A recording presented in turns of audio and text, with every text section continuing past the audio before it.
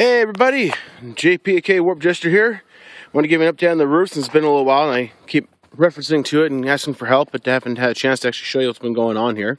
So a lot has gone by. I think the last time I showed you anything, we had gotten some drip edge up on the bottom edge, and that was about it.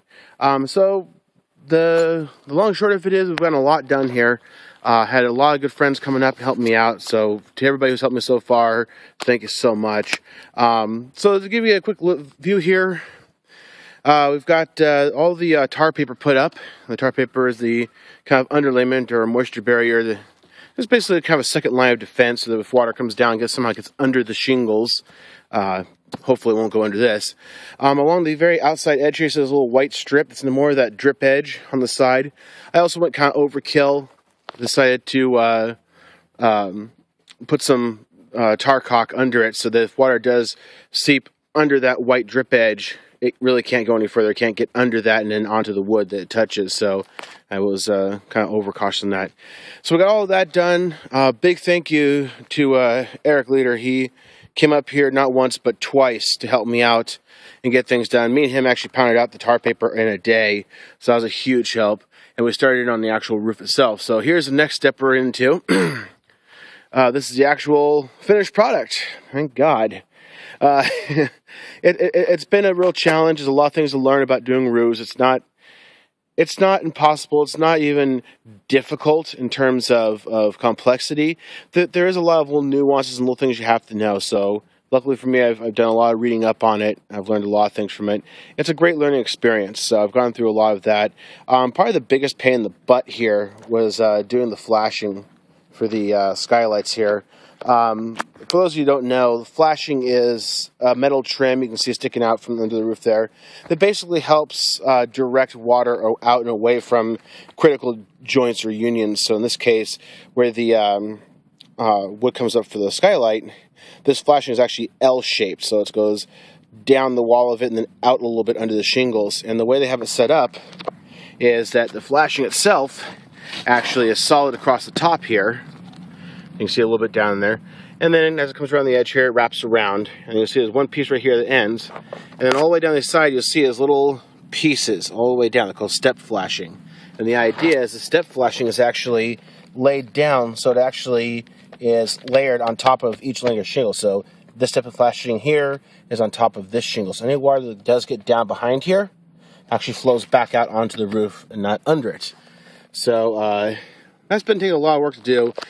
Step flashing is easy. However, the top bracket here and the bottom one, you have to take a piece of this, long piece of this L flashing, bend it around, and you got to pick one of these pieces of step flashing. You actually have to solder the joint right here, the two pieces together, so water can't run down the edge here and then just flow right under. So that took a little bit of doing. Again, Eric helped me out and helped me get those built for this first one here. And we got all this roofing done. We got about a third of the roof done up here with Eric. And then the next weekend, my wonderful, patient, loving girls, Gina, Andrea, and Dana came up here.